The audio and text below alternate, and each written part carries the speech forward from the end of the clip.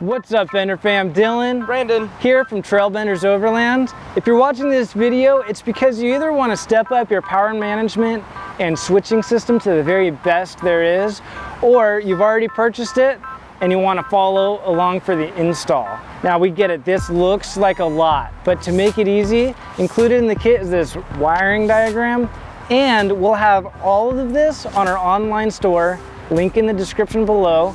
There you'll find the whole kit as well as links to the third-party items like wiring, mounts, and tools. We'll be installing this on a 2020 Jeep Gladiator. Let's get started.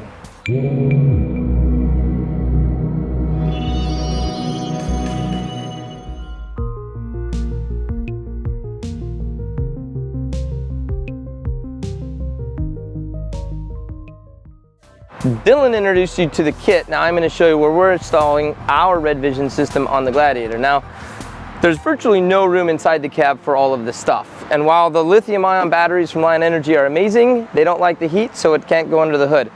We are stuck putting it in the bed of the truck, and we don't have a camper shell. So we developed and built this box. It's waterproofed, sealed. We decided to put a plexiglass face on the front of it. We can take this on and off for easy access down the road, plus we can see what's going on inside the box. And we're going to be integrating it with our bed storage system, which we'll be showing you here in a few minutes. With that, let's get to mounting. Two important pieces to this system is the RedVision and the Manager 30. The Manager 30 is power management, and the RedVision is the switching system and the brains to the entire kit.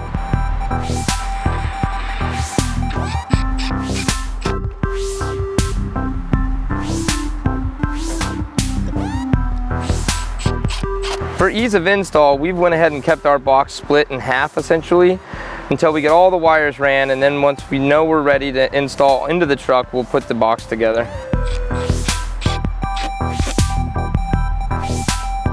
This is essentially where the battery sits inside the box when we're finished with the install. We went ahead and drilled a few holes for wires that go in and out of the box, one of which is shore power, which we pre-drilled here. And then some of the other cabling that goes in and out, we've pre-drilled the holes down below. We have one inline fuse to put inside the box, and it will go from our auxiliary battery to the RedVision system.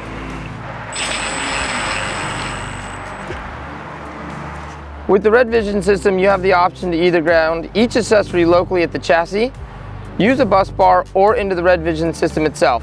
We've decided bus bars for our ground and only go with positive leads into the RedVision system. So we'll be installing two bus bars, one just below our RedVision system that we don't need access to on a regular basis, and a secondary bus bar here so we can easily access through the plexiglass. Perhaps making sure that you have everything in the right spot is maybe the most challenging part of the entire install.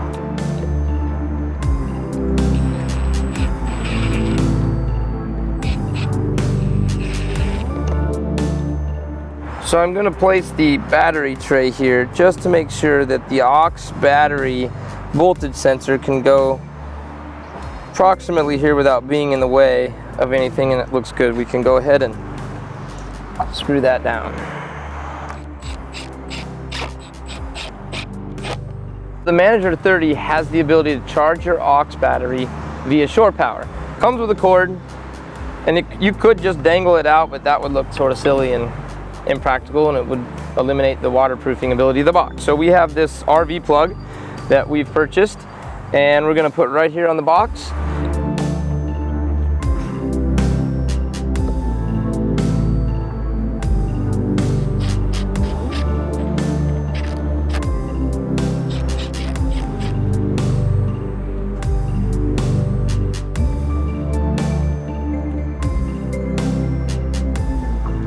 So now we'll plug in the pigtail that we created with the cord provided by REDARC. Brandon got everything mounted.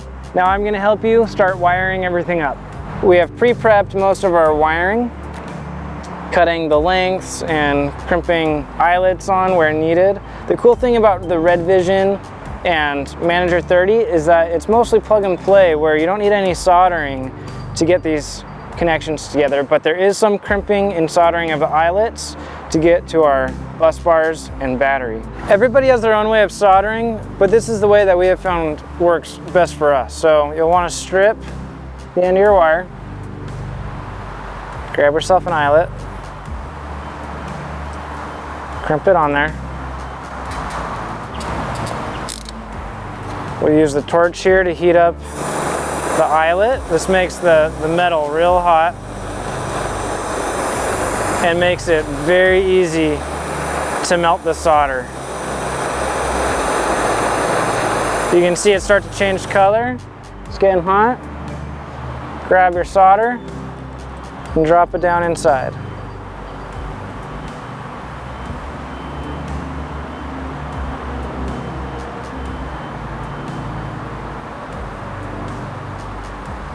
That is a fantastic solder connection. Now slip your heat shrink over the end of that eyelet and heat it up.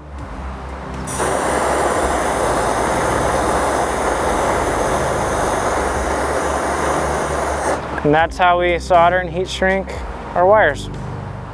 We'll start with the negative lead from our auxiliary battery and connect to our voltage sensor here.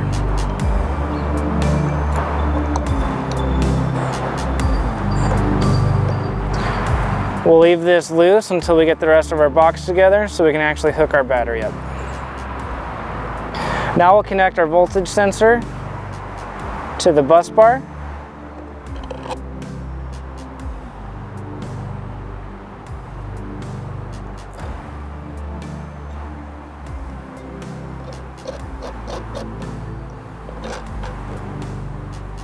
Then we'll connect our wire that will be our main ground to the chassis. Now you'll notice all of our internal wiring in the box is 8 gauge. We have 2 6 gauge wires that will be our primary ground, as well as a long positive lead that'll run to our starter battery. So we'll run this one through one of our boots here. Something to note is if you think you might be running a lot of heavy loads through your system, you might consider running 0 or 2 gauge wire from your battery through your voltage sensor and all the way to the chassis. Now you certainly don't have to do this, but we kind of mounted everything so that it would be either as short or as clean looking as possible. It makes it easier to work with and looks nicer. We're leaving most of that finger tight. We'll come back around and tighten it all afterwards. Now we'll hook up the ground from the RedVision to our ground bus bar.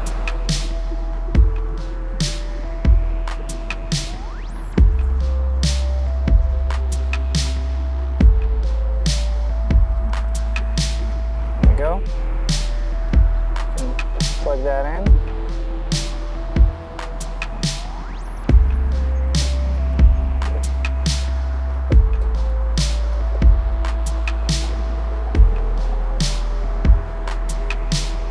Now we'll hook up the negative from the Manager 30 to our main ground bus bar. You'll notice on the front of the Manager 30 here, it's all labeled. It tells you exactly what wire goes where. We'll be looking for the load negative. Again, love that the Manager 30 and RedVision come with these connectors. So it minimizes the soldering and crimping needed. Another cool feature of the RedVision is it can monitor the level of up to 6 water tanks. For example, those of you with gray or potable water tanks, it can be pretty useful as it can even be set up to warn you when water levels are running low or too high. Now let's hook up the positive lead from the RedVision to the Manager 30. The bottom one here is the load positive.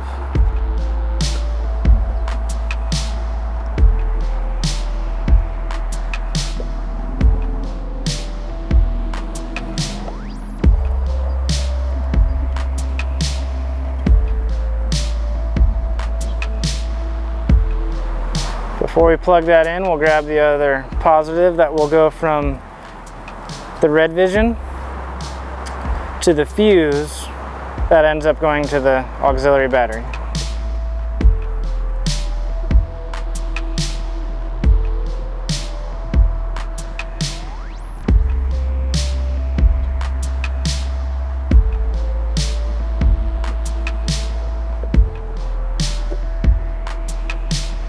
Now we'll run our solar wiring.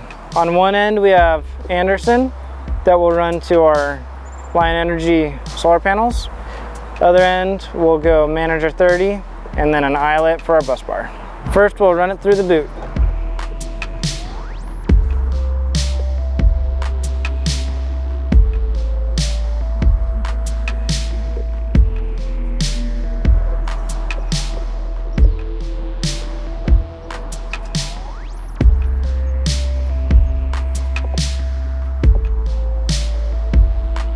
Got our ground hooked up to our main bus bar. Now we'll run the positive to our Manager 30. The second one down here on the Manager 30 is for positive solar.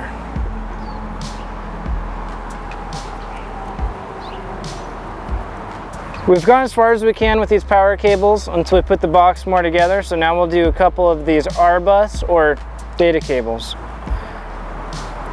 So we'll start with running one from the Manager 30. And these are the cables that help everything talk to each other.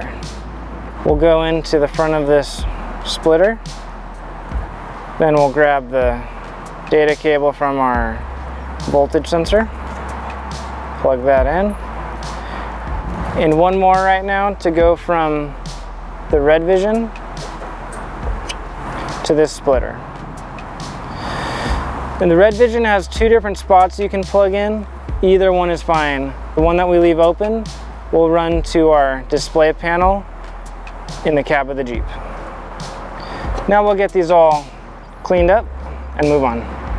Now that Dylan pretty much got all the internal wiring done, we're gonna go ahead and start buttoning up this box and getting it ready for the install.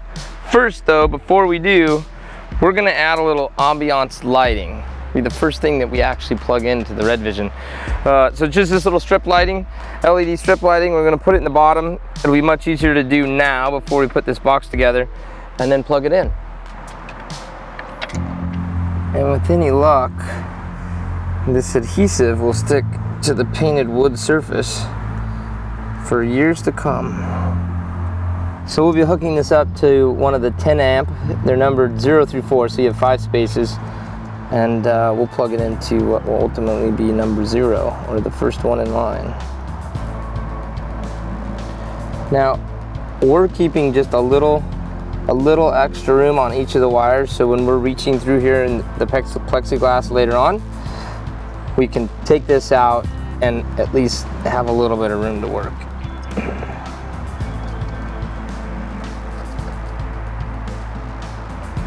Okay, now we got our strip lighting in, yay. And we're gonna go ahead and put the box together. So we're gonna wood glue the outsides of our box just to kind of help seal it up a little bit. So we'll put this thing together and then finish the install.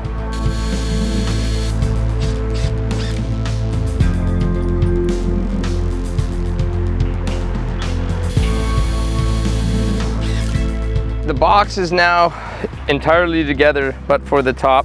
We've taken the plexiglass off so we can finish buttoning up the inside. And the first connection we'll make is from our first bus bar to our second bus bar. And that will be this ground. We pre-cut the wire and we'll run it.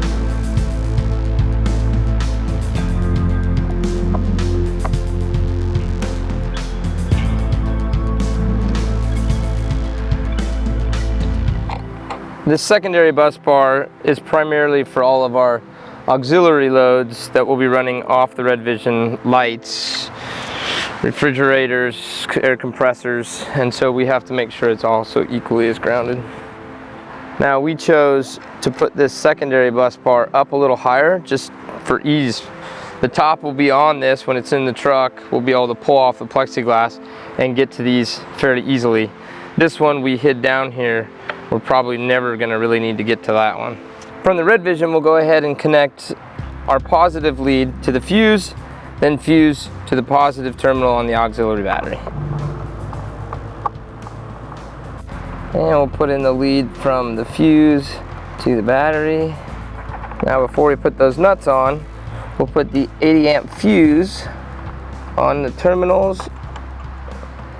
This is provided with the RedVision system. And then we'll tighten it down. Go ahead and button that up. Alright, so now I think we can put this battery back in.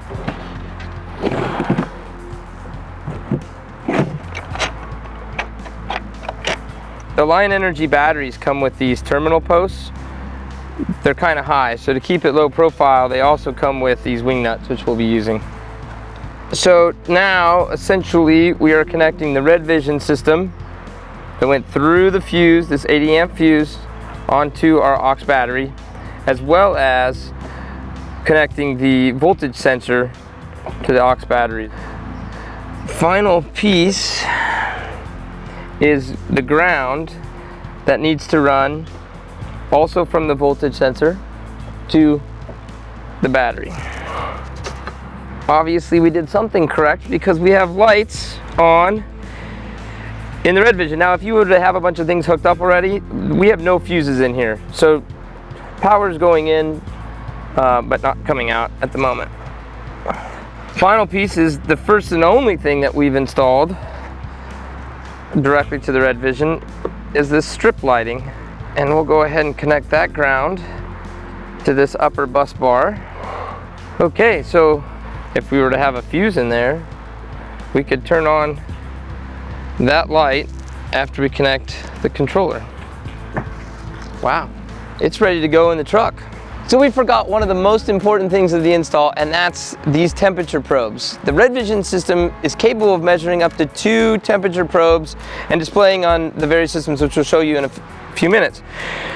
We don't really have a reason to measure temperature outside of the box, so because we know or we feel like it's going to get warm in here, and we know that we have a heat issue with lithium-ion batteries, they do not like to be above 113 degrees. So we said, well, why not hook up one of these probes inside the box? Now the RedVision system will alert us at a temperature that we set so that we can turn the fan on and off as we wish, or we can just hook it up to the ignition so when the truck is running, the fan will be turned on. Now we didn't show the install of the fan on during this video because we ordered it a month ago and it's still not here. So that will be a subsequent install video, but we will have a fan that sits on the side of the box here, and we have filtered air coming in through the top, which you'll see when we button this thing up.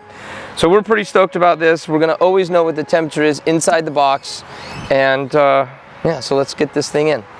All right, so the temperature sensors are included with the RedVision kit, and they're simply plug and play.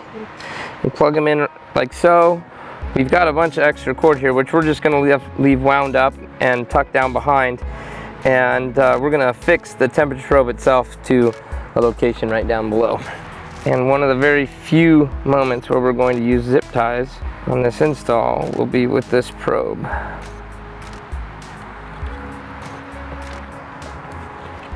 All right, temperature probe installed. We have 4 wires that need to get out of the bed, and so we're going to drill 2 1-inch holes and use these grommets right here.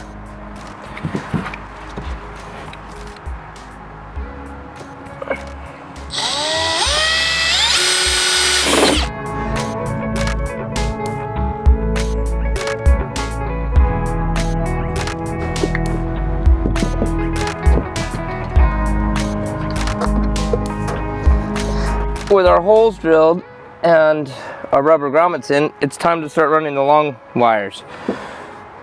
This is one that you're familiar with. We talked about it earlier. This is the ground for the entire system.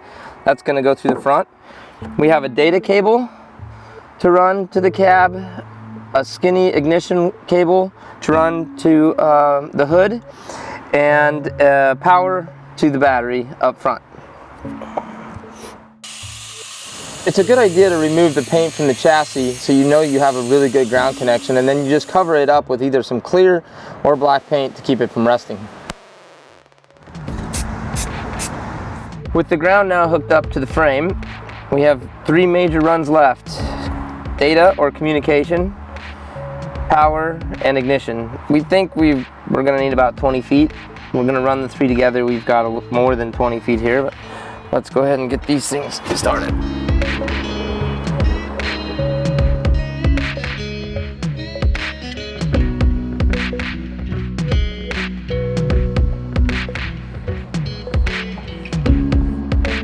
So after getting down to near the exhaust, we figured we'd go through the frame just to keep away from all the heat. And I don't know, there's probably 4 or 5 feet there that were inside the frame, which is awesome. Now we're coming back out and headed up into the engine compartment.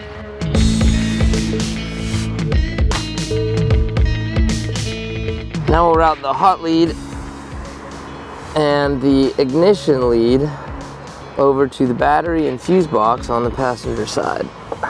With all this run, we're gonna hook up the battery through this 60 amp fuse.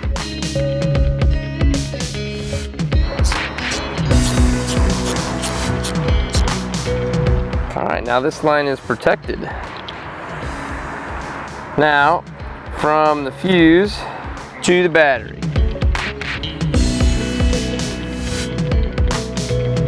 So again, the blue wire needs to be run into an ignition source, and we are tapping into F10, which is key ignition.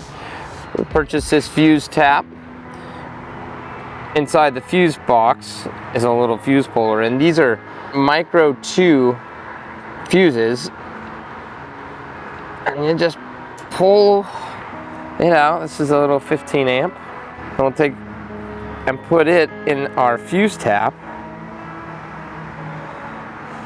We're also going to put a 5 amp, so we'll put the 15 in as well as a 5.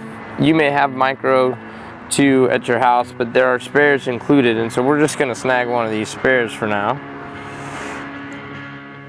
We show this backwards in the video right now, but you'll want to put your stock fuse in the bottom slot and your new fuse in the top slot. And reinsert this fuse tap into F10. And we are ready to put the cover back on. The final cable is the data cable, communication to the control panel in the cab. And there's a spot in the firewall to run this through.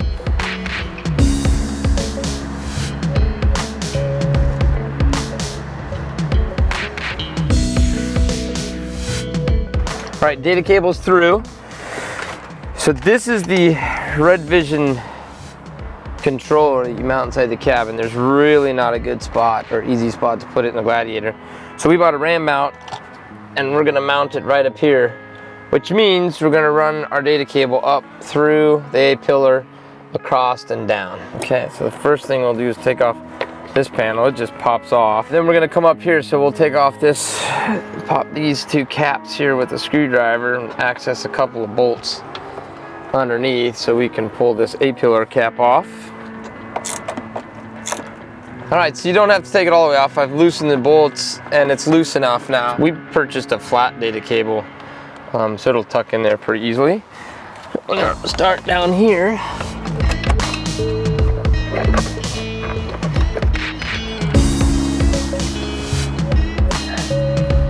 And in behind this plastic A-pillar cover. And we're gonna come across.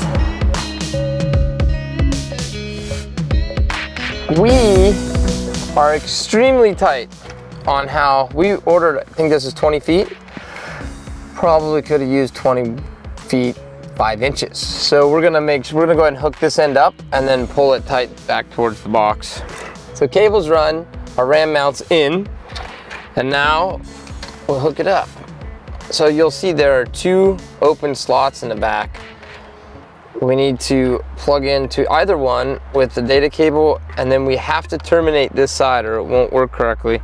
The termination connection comes with the RedVision system, and you just want to also plug that in. It's a dead end. So we're ready to mount it. So now we can pull all the excess back through all the way towards the box and hope we have enough.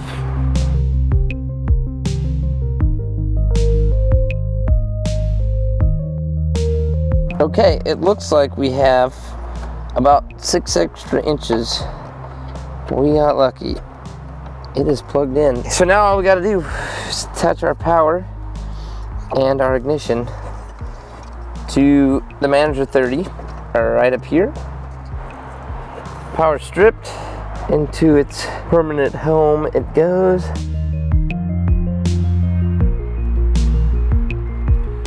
And finally, the last wire of the install, the ignition line.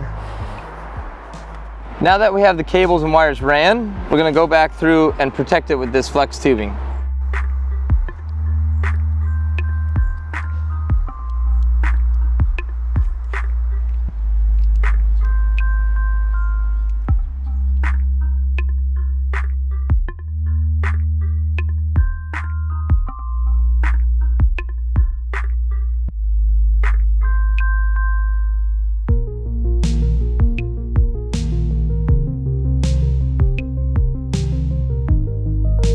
Box is in, it fits. This is the skeleton to the storage system. This will be covered with sheet. There's a drawer slide for stove and fridge, and there was nothing out in the market exactly like this, so we built it and it's almost done.